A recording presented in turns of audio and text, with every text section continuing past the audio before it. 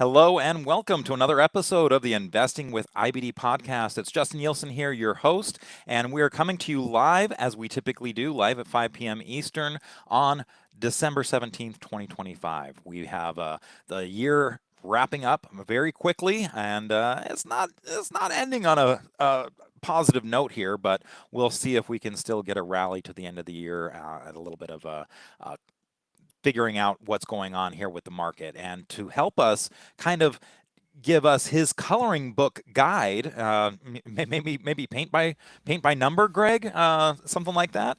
We've got That's Greg fair enough. Morton.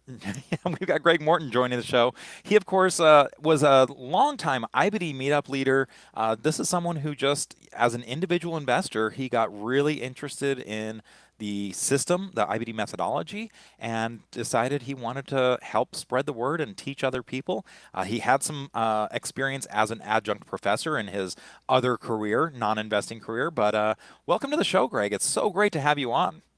Thank you, Justin. Excited to be here. Really looking forward to it. Yeah, excited to have you. And again, I just there's certain people that the way they attack kind of the IBD methodology and make it their own, figure out things that work for them it's really great to see. Someone who has a full-time job.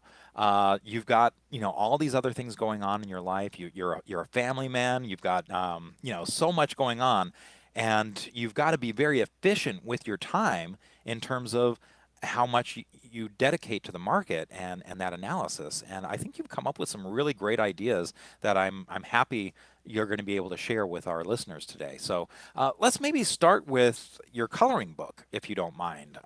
If you wouldn't mind showing that, I actually get to kind of almost take the day off here. Greg is going to be doing a lot of the flying for us today.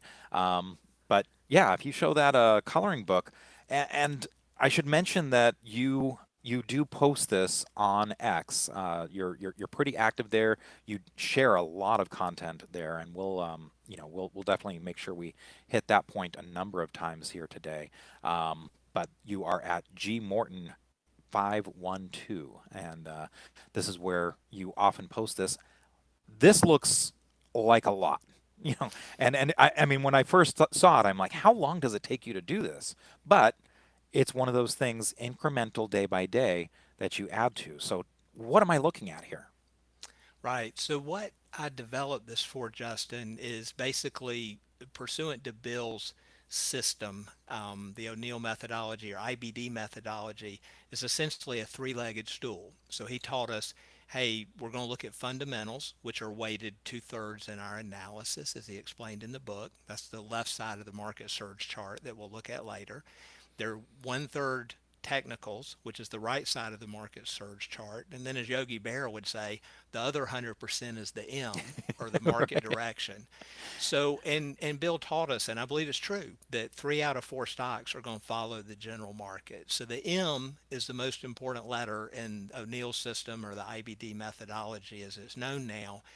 And back in the day, IBD just had a three-color traffic like signal Hmm. eventually, was all they had. Now they've expanded it now, so they too recognized a need to put a little more skin on the bones. And so I wanted a method to kind of track that for myself. Like, how do I determine market direction? And that's how the coloring book developed. And there's several elements.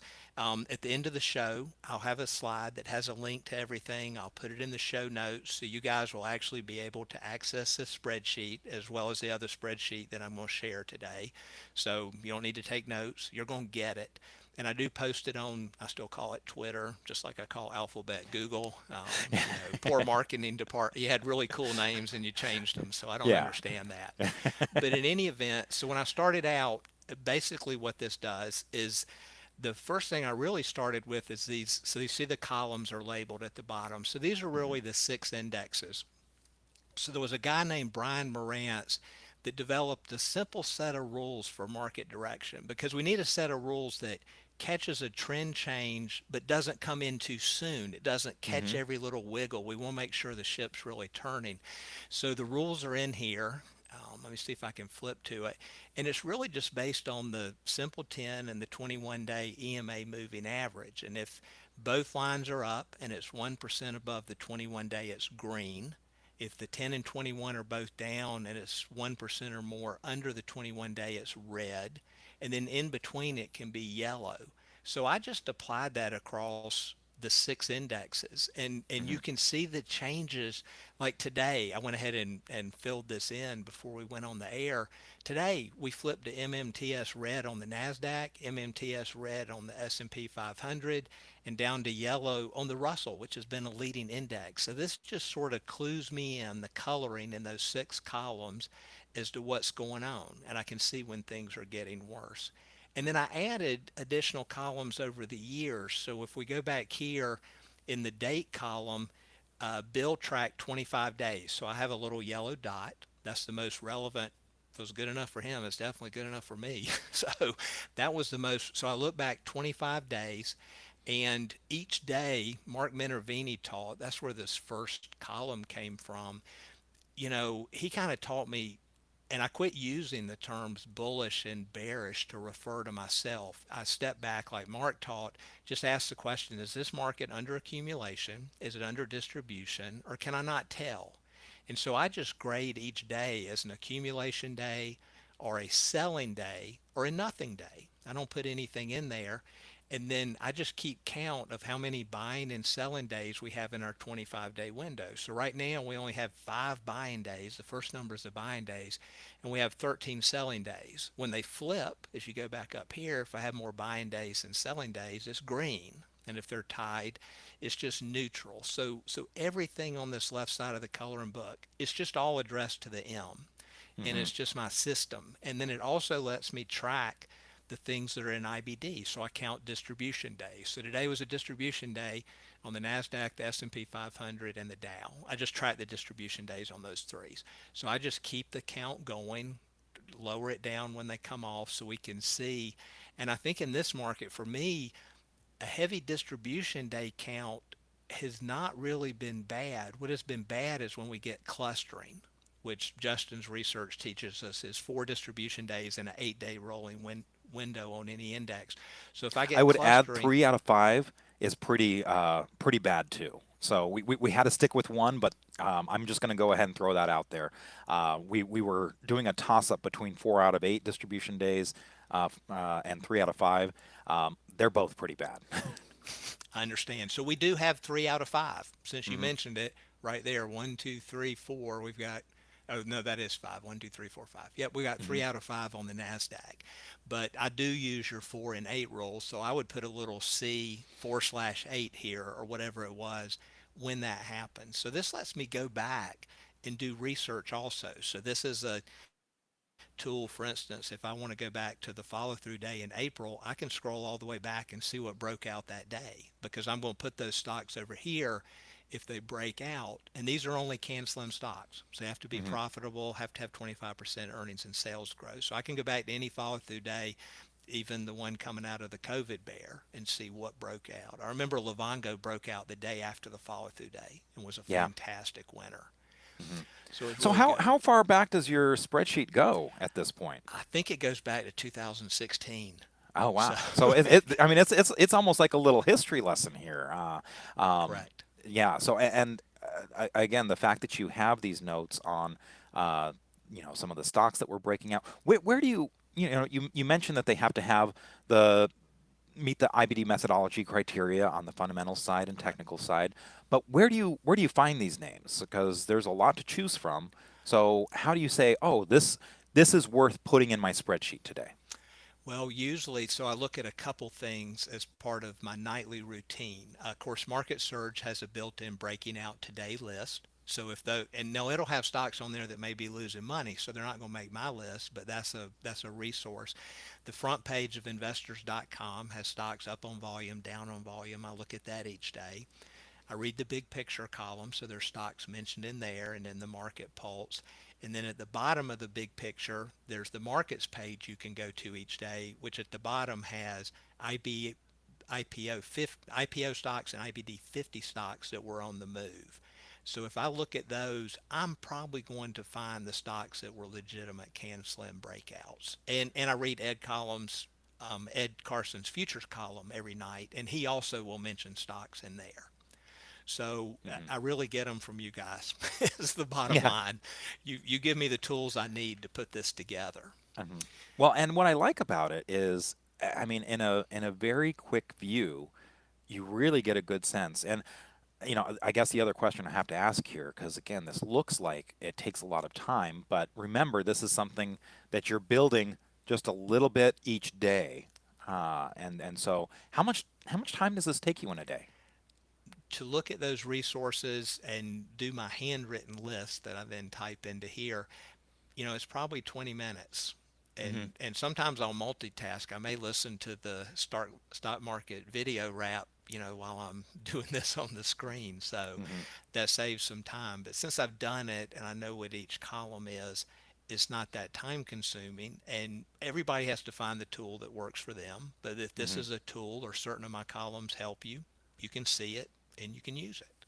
And then Hmm. I kind of write a little daily market wrap just from a growth stock investing perspective that I include on Twitter each day.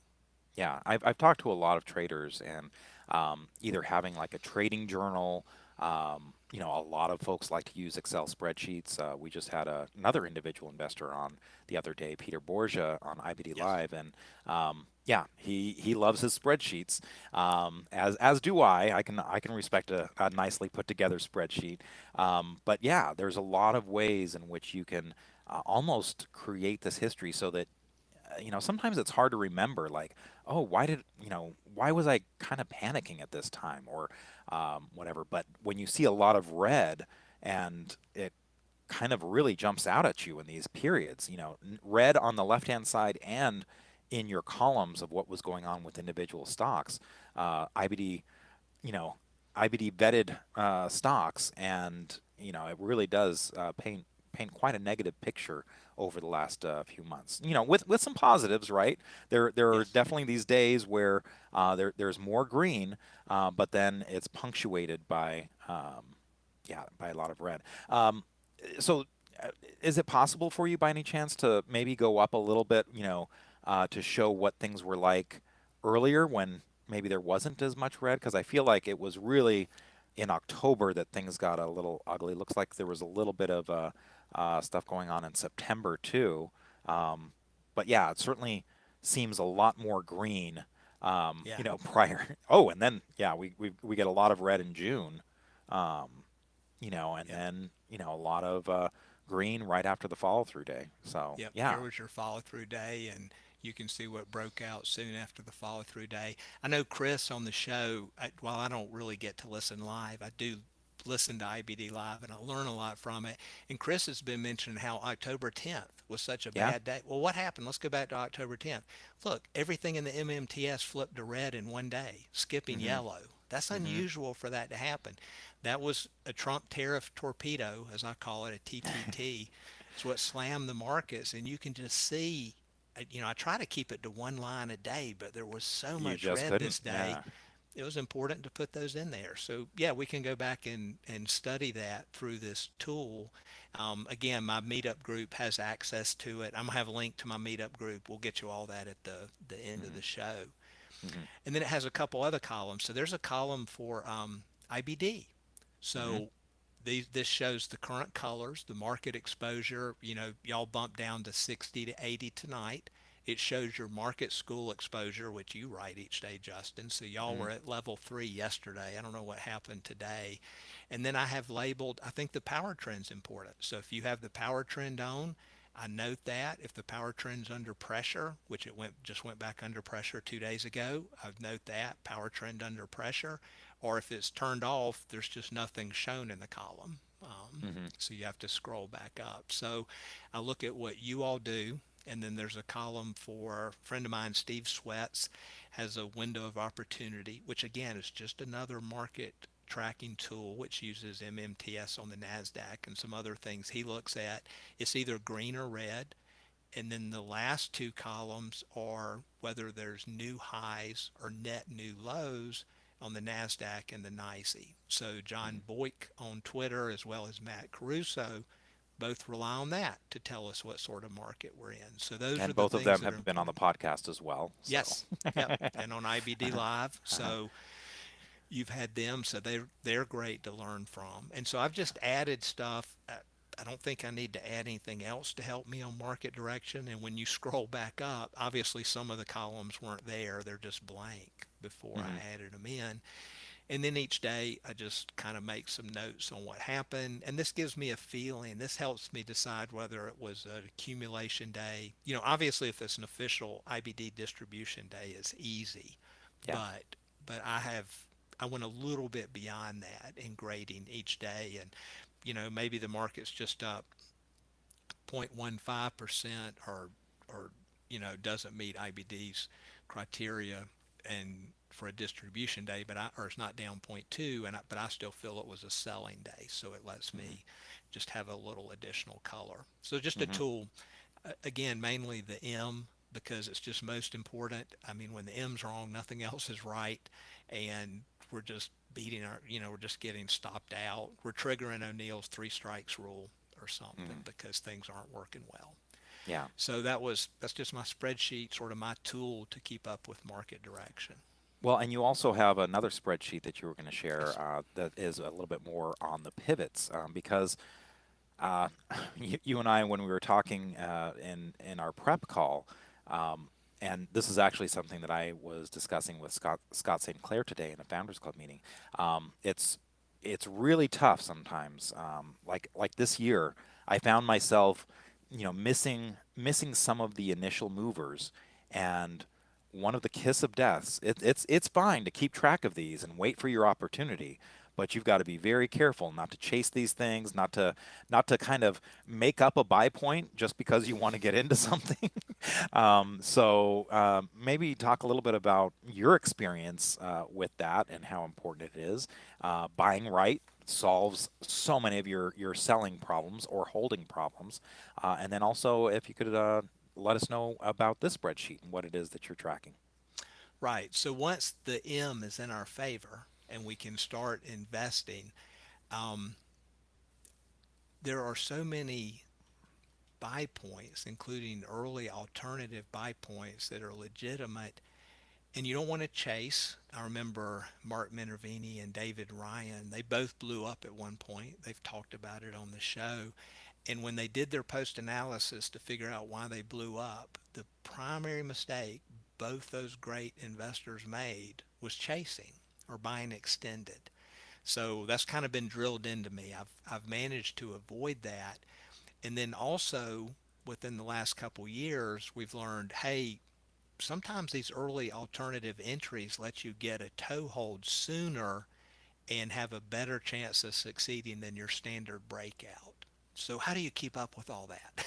and, Hmm. and so I was like, there's got to be a way to do that. So I developed this spreadsheet that's in Google Sheets. And again, I'll give you a link to it so you can use this template. I don't give you my full history, but I give you a month's worth.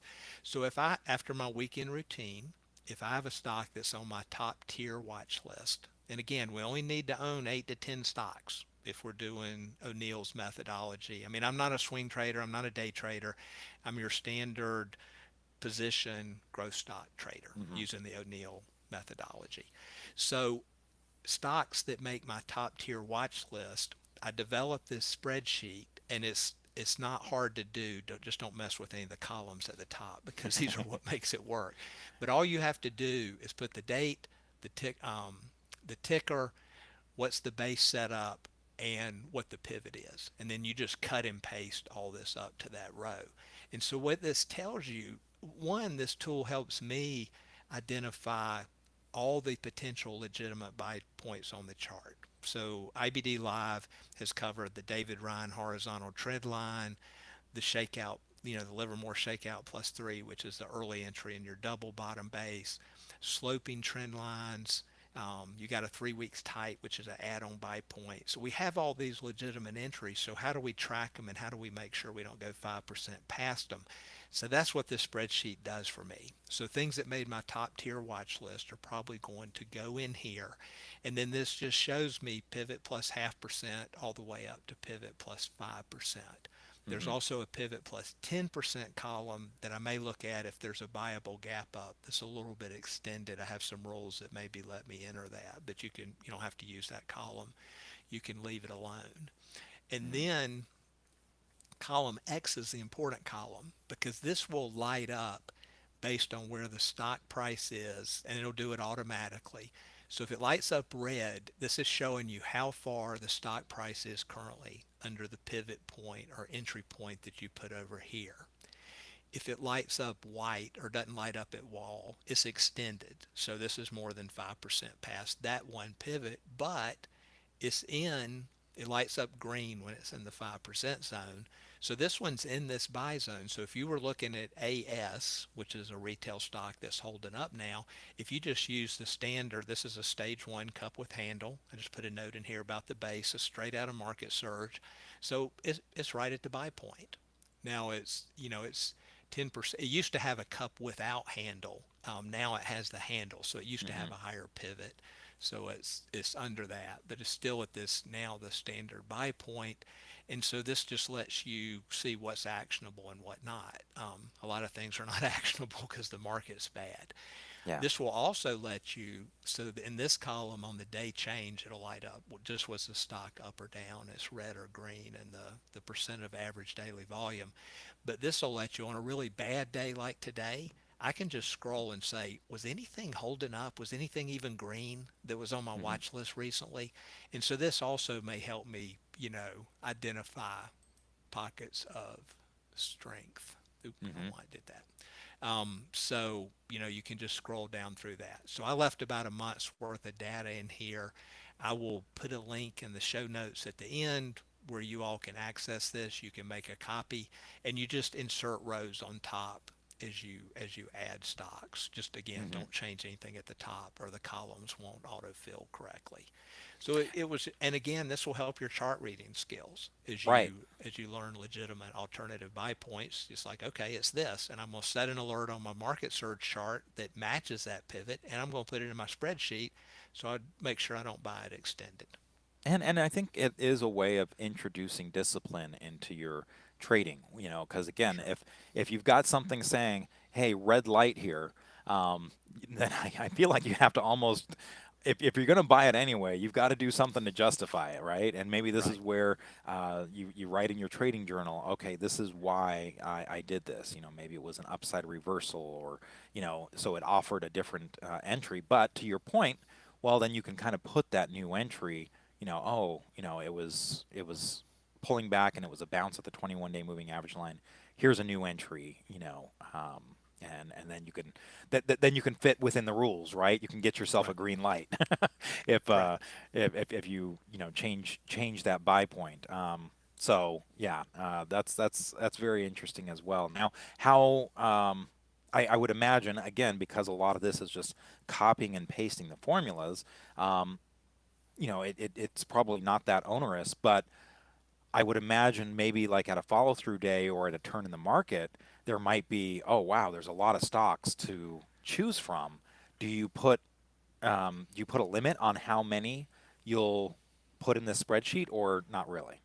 I don't put a limit on it that way. The limit that occurs is my weekend routine. So, Hmm. and I cover this at my meetup group. So when I do my weekend routine, after using the paper, after using market surge, I may have, I would say on average, 30 tickers that make my first pass watch list. But then I'm going to sort those into tiers.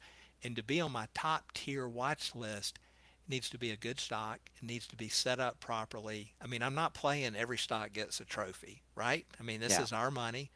I want to own 10 of the best of the best. So I need to have the next 10 of the best on my watch list. So my first tier watch list is normally not more than 10 stocks. And I put a Hmm. new list in Market Surge each week. And the ones that I really think I might buy this week, they're the ones I will put in here. And some of Hmm. them will be repeats. I can go in, like here on this one, you can see on AS, I put it on here on 1125, but right here, the cup with handle showed up later. So I went and it was already in there. I just added in, hey, we got a new buy point because now the Yeah. cup with handle shows up. Hmm. Yeah. So it's Perfect. it's limited by my weekend routine. Uh huh. And then again, it's nice when you have a bad day like today, you can scroll down and see, was anything green? Is anything in a buy Right. zone at all? Uh-huh. No, yeah, that's very good. And you know what? I'm looking at the YouTube comments, and it looks like Steve Sweats is in there. He was saying, "Oh, it looks like Justin's getting excited about Greg's spreadsheet." So yeah, Steve, you know me well. So Hey, that's um, how I got on the show. I sent Justin one of these spreadsheets. yeah, right, exactly. It was just that easy. Yeah, so I want to also have you share because again, I think it's very valuable that someone who again has read the books, uses the system, still has a full-time job. You're kind of fitting this in, Right. and as efficient a manner as possible, but you've really kind of taken a lot of the lessons and learnings and made them your own, which I think everyone really has to do. And I should also say that does take some time. It's one of those things where you can read the book, and I remember when I started in the late '90s, I read How to Make Money in Stocks by William O'Neill, the second edition, the red book. Read it, I did some trading. And then I read the book again, and it was like a totally different book. I'm like, oh, yeah, now everything kind of just made sense in a different way, or I caught new nuggets. So again, there's a lot about this that is, I feel, an iterative process, which I like about your spreadsheets here. Oh, you know what? I think there is value at adding this column. Oh, I'm going to change this and make this happen. But I should also say that you've been a subscriber to Market Surge since before it existed. Since before Market Smith, it's Daily graphs last. Yeah, online. yeah, exactly. So you go back a ways. Maybe you could share a little bit about. I'm going to have you share your Market Surge because you do a lot of note taking. There's a lot of things that you look at to really get your gauge of. And again, just to be efficient, so you don't have to, keep all these paper notes on things. You're using the product to take a lot of notes and keep them stored for you. Correct. So this truly, and I don't get anything for promoting it, but I mean, literally, this is the Swiss Army knife for the growth stock investor. I mean, this O'Neill gave us, this is the primary platform I use. And the key features for me, one is this journal feature over here. So when I do my weekend routine, like for example, AS last weekend, I just put a note in here. It was on the Growth 250 recent breakout list, and then my summary of the week. The prior week, AI is getting whacked and the Dow was strong. So Hmm. I just cut and paste that in there. So this tool is invaluable to me. I mean, I've had people say, "Wow, you use that more than anybody I've seen." Hmm. But when we're doing this research, and because we don't let the strong stocks fall off our radar, they may come back, they may be Yeah. a leader again. I can go back and look at my notes. So this is just an amazing tool to have this in here. And then the other thing I do that is very helpful for me, let me just go to our podcast list. So to be able to set up these bottom columns down here Hmm. and look at the same thing at every stock on my watch list or every stock that somebody mentions or that I want to look at.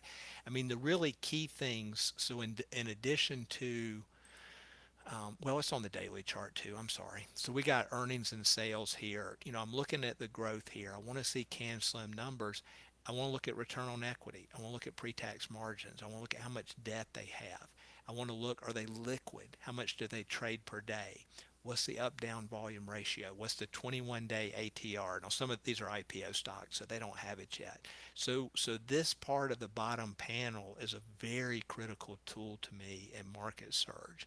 And then the other thing that's critical, I'm not leaving it open during the show, but I always have this window open and I always have it on the owners and fund page. Now I Hmm. use the other pages, but this is the one I leave it on because I want to know who owns the stock.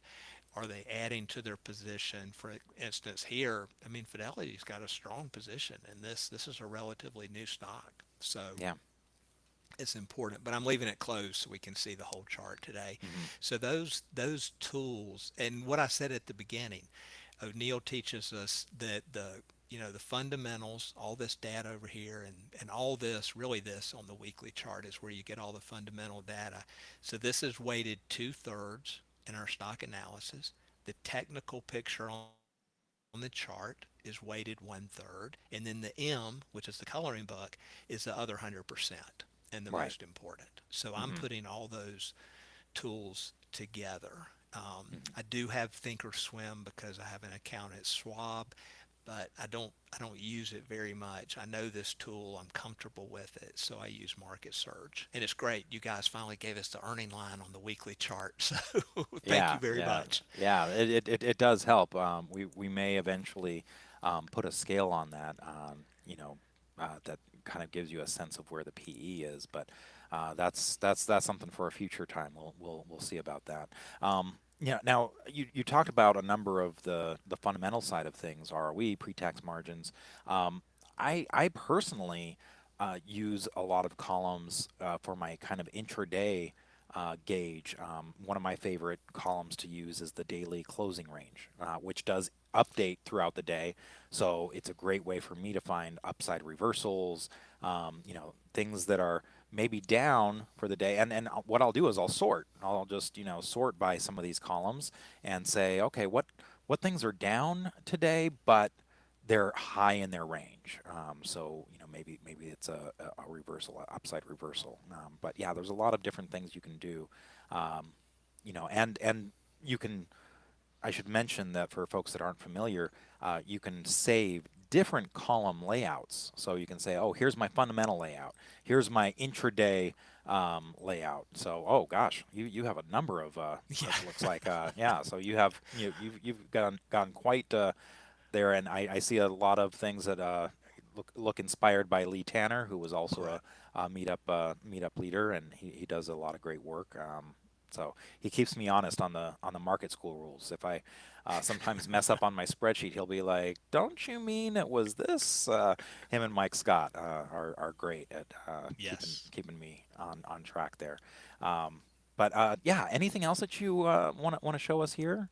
Yeah, well, I'll probably need to add closing range in. That's the nice thing. Like I said, you can modify this. And while I had a bunch of different ones, really it's evolved over time. They're each an evolution of the prior version. So Yeah. I mainly use the one that I have up. But Hmm. I think it just helps us in our routine to be consistent in what we look at and for everybody to decide what's important to them. Hmm. It's not what Greg Morton does for you. It's what Greg Morton does for him, and then what do I really like that he does that I'm going to put in my routine Yeah. or my most important thing is having, I mean, written, literally written or typed, however you want to say it, buy and sell rules.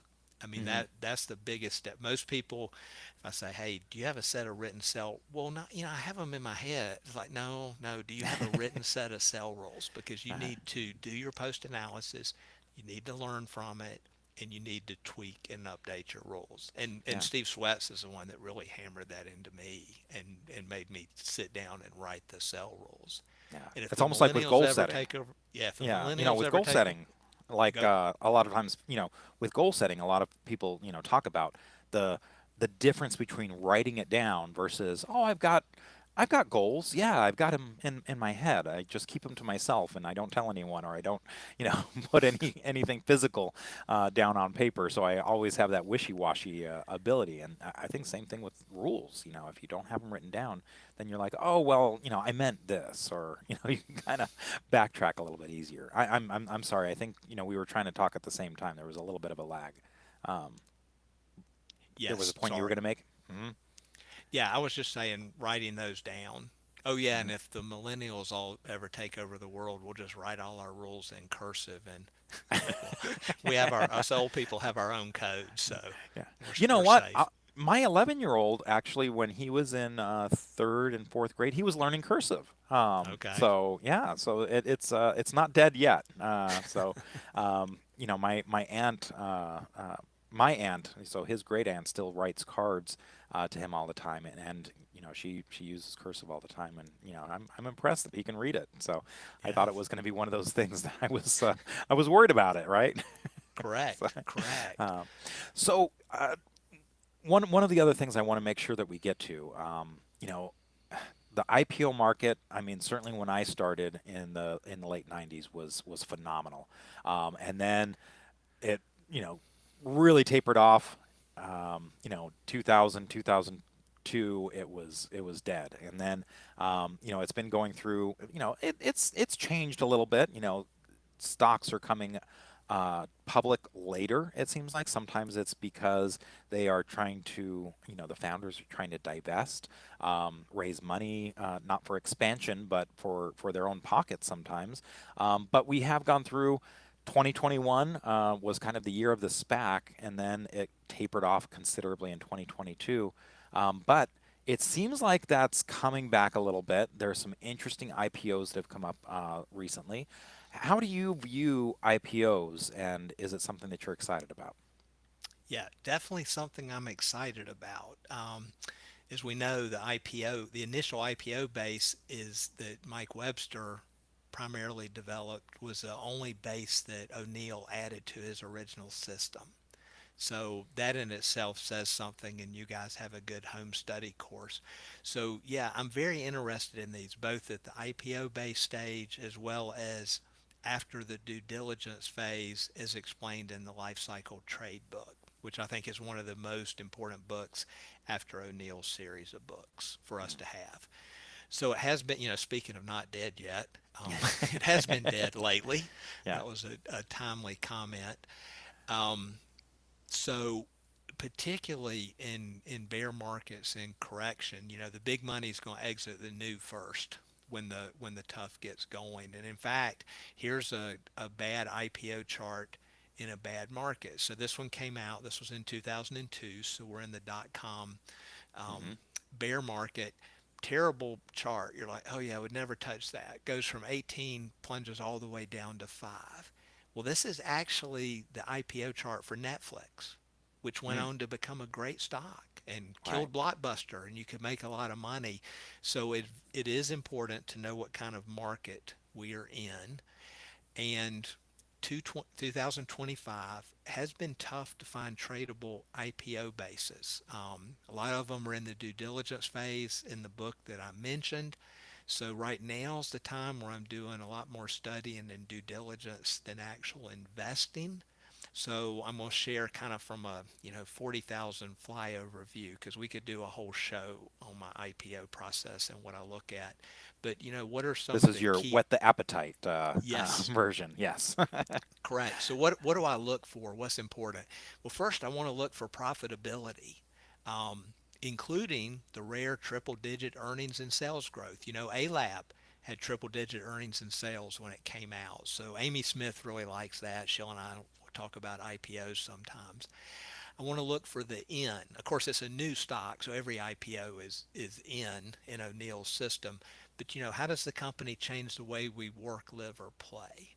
I want to look for Hmm. good underwriters. Generally, like to see J.P. Morgan or Morgan Stanley or both of them in there. I want to look for ones that are priced $10 or higher.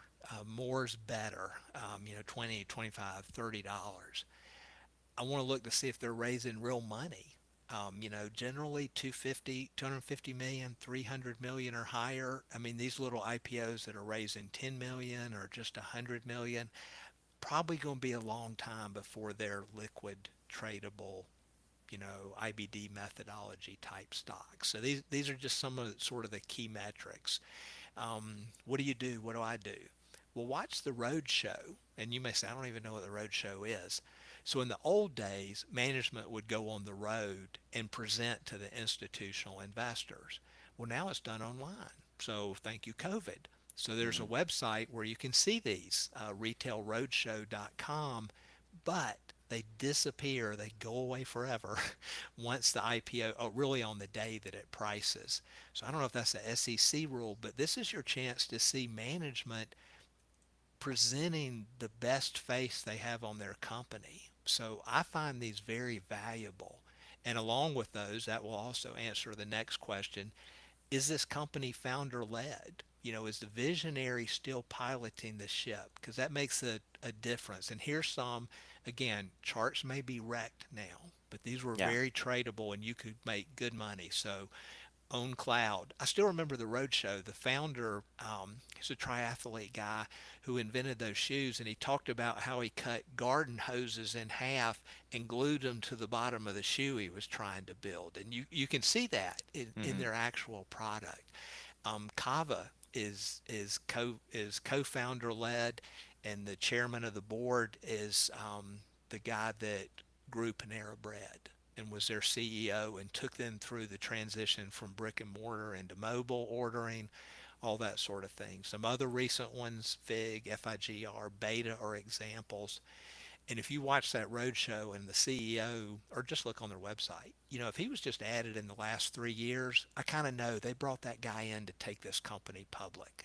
His expertise not in doing what we do, but it's in getting us in the public market. And that's okay, but it's not as attractive to me as when the visionary is still running the company. Hmm. I want daily liquidity. I need $20 million or more per day. More is better. That comes right out of the life And cycle trade. that's just real quick, 20 million, that's dollar volume, right? Correct. So, Daily dollar volume. yeah. Correct. Hmm. Hmm.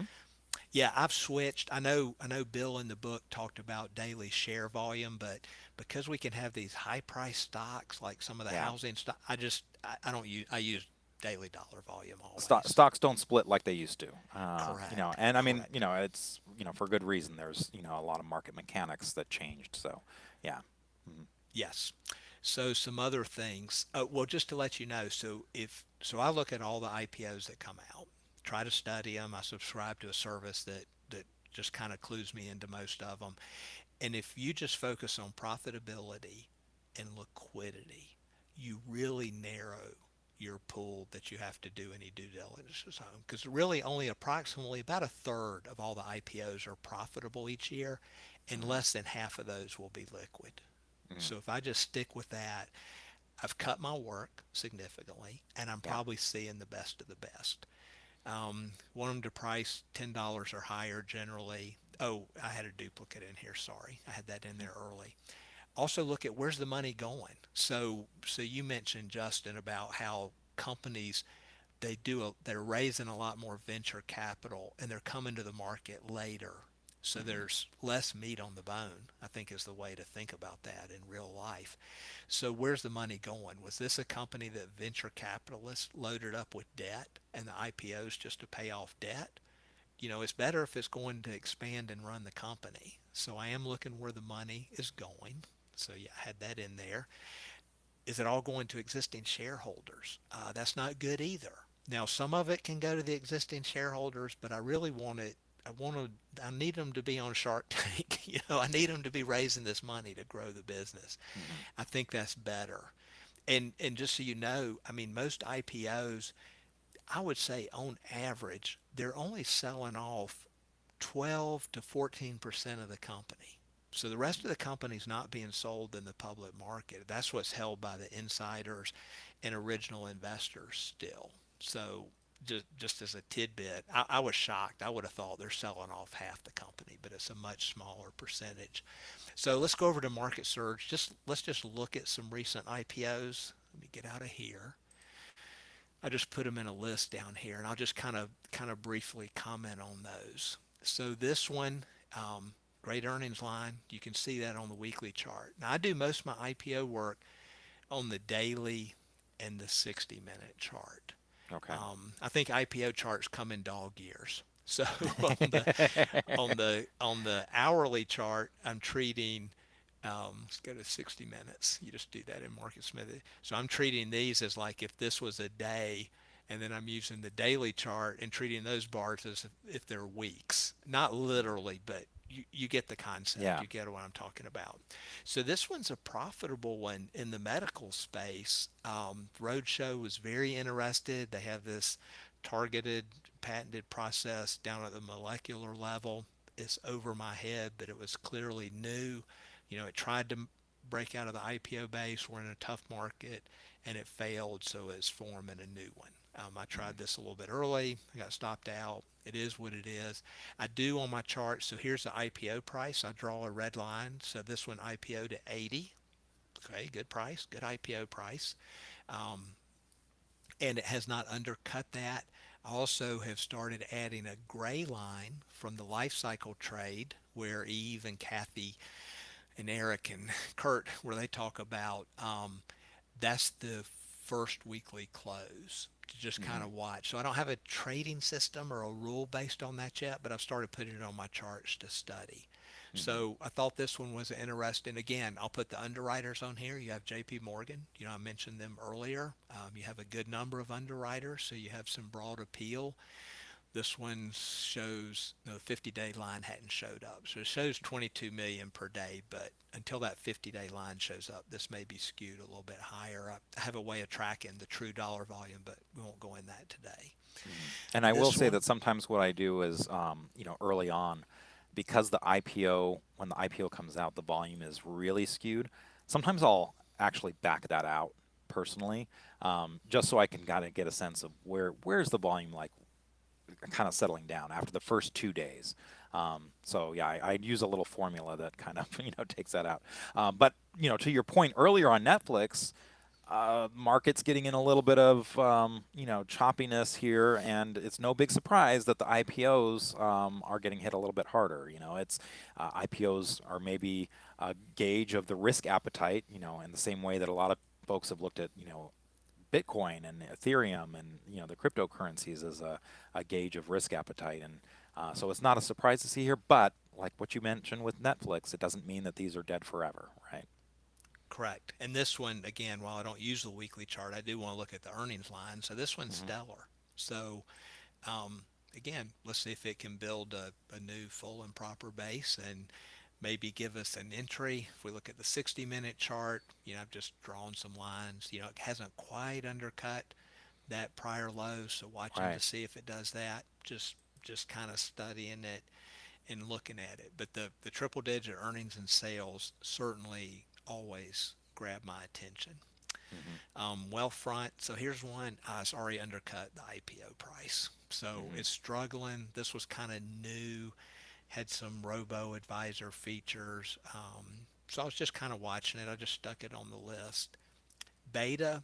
This one, again, it's also trading under the IPO. So that's not constructive at all. And this one's losing money. So I still will look at those. CoreWeave was one that had a great run that was losing money. So I can have one position in my portfolio that's losing money. It's not a complete wave off for me, but I do Hmm. try to be disciplined about it. But the roadshow on this one was amazing. These guys, this is the EVs for airplanes. And I Hmm. thought, oh, they're going to be really early. This is like clinical trials or something. But you can go to their website and also watch the road show. Here, I'll just click on it. They give us a link. So these guys have planes in the air. I mean, they don't have FAA certification yet. They're still working toward that, but they have planes flying. And when you go through the road show, they've gotten approval where our military is testing these. So the military loves its pilots. They have a lot invested in them. So if they're letting them fly these things, and they're looking at military applications, medical applications, they do have some small cargo. I was like, hey, this is way further along. Is this the Tesla of the airways?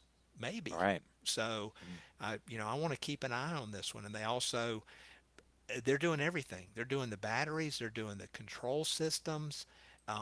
It's founder led. I really like the CEO. Again, another great resource for you is YouTube.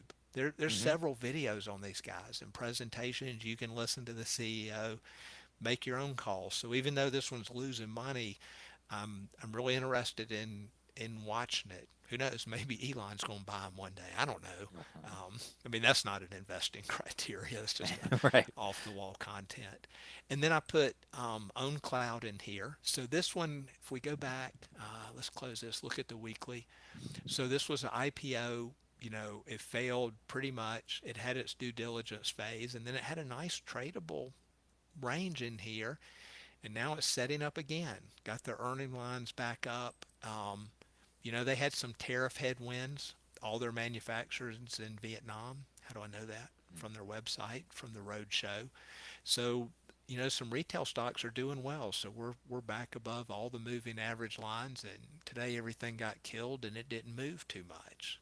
In fact, I was Hmm. trying to order a pair of shoes from them, and their website wasn't working today. So I hope they're slammed by demand for the Yeah, holidays. Christmas is coming, right? Yes, yes. So hopefully Uh, they'll get it fixed. We're going on a family vacation. I needed some walking shoes, so I needed another pair because I've worn them out. oh, So okay. those are just some things. I think the new companies are just fascinating to me. I Hmm. love learning about them. I love learning to see what people do, like this EV for aircraft. They have a small passenger version, but that's not really what they're targeting starting out. So I think there's great stuff. I love looking Hmm. at it. Yeah. Well, I really appreciate the again you sharing your slides there because it really kind of gives a good sense of how you go about things. I also want to make sure that people know about some of the ways they can contact you. Certainly, you give a lot of again great information on Twitter/X, or X formerly known as Twitter, however you want to say it, and that's at gmorton512. Where people can kind of again, you give the context of okay, here's what I'm seeing in the market just based on your coloring book there, and it's very very instructive. And then also maybe you could talk a little bit about your meetup and what you're sharing on those meetings. Yes. So our meetups, we meet once a month.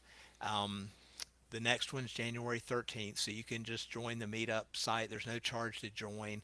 The meetings are $15, helps cover the cost of my storage and recording and presentation software. If you've never attended one of my meetings, if you go sign up for January 13th, I will send you a courtesy copy of the December meeting. These last about 2 hours. I try to run them at an advanced can slim level, cover tips on using market surge each month, and I always have an educational segment. We've been spending a lot of times on IPOs, so we're actually writing our own set of rules for trading IPOs. I gave you some of the highlights of those rules today, so we'll continue looking at that market next year. So you can sign up for that and register for the meeting. If you need to email me if you had a specific question, you can do that. Also, again, I will post this slide deck on YouTube down in the comments so you actually can get the coloring book. I loaded it up to Dropbox so you'll be able to access it, make a copy if you want to edit it or do your own, as well as the Google Docs buypoint calculator spreadsheet. So I will give you that. You can make a copy and then you can edit it and start adding in your own stocks. And then I also, so instead of doing an introduction at every meetup that's about 45 minutes to the O'Neill system, there's a video on my YouTube page. If you just want a refresher, if you just want to know if it works, I give some of the history of O'Neill and his successes. Also, one of the things that really impressed me that I was going over with Justin when I found his book originally, I was reading a lot of other investing books, and I found his. First, he had buy and sell rules, concrete rules. Nobody else really had that, so that was very attractive to me. And then the American Association of Individual Investors did, it was an 11 or 12-year study of over 50 different investing systems, and O'Neill's system finished number one. So I Hmm. didn't really want to start at number 10 and work my way up. I'm like, hey, let's just, this one won. He's Uh-huh. still around. People used to say when E.F. Hutton talks, people listen. Well, E.F. Hutton blew up. He's not around anymore. Bill O'Neill never blew up. Yeah. And so that's very, very impressive to me. So Hmm. I think you can do it. I think we have more resources. I mean, everybody needs an investing system. It may not be CanSlim. I know there's Right. other systems out there, but Hmm. you've got to show me one that has lasted as long as his, that works in bull and bear markets by keeping you out. That's okay. Yep. That's still working. Hmm. And is successful. It's repeatable. You got to Yeah. be able to do it with consistency and discipline. And can IBD methodology, sorry, is the only thing I found that really does that. Well, Greg, it was a real pleasure having you on the show. Really appreciate it, especially again. I like that you ended on the holiday note. So yeah, wonderful having you, and yeah, we'll have to do this again because I think your stuff is great, and I really appreciate how much you've shared with individual investors. Just kind of out of the goodness of your heart. You're a great guy. So great having you on the show, Greg. Well, thank you. I appreciate it. I try to do what Bill did. Yeah. He shared this with all of us, and it's fun to pass on. So Yeah. thank you very much. I would love to come back. That'd be Uh, great. awesome. And you can go ahead and stop your sharing, and we will Yes. close out the show. So thanks again. That's going to wrap it up for us this week. Thank you so much for watching, and be sure to join us next week. We've got another first time guest on. It's going to be Gunjan Banerjee. She is the lead writer for the live markets coverage at the Wall Street Journal, so our sister company, now that we've gotten bought by Dow Jones. And she's done a lot of work on a lot of different things with her reporting and research. One of the things, when she was reporting on meme mania, got turned into a Netflix special called Eat the Rich, a documentary. So she was involved with that because, again, her research kind of started some of that. So great conversation. Looking forward to that dropping next week, right ahead of the holiday. So thanks a lot for watching, and we'll see you next time. Take care, everybody.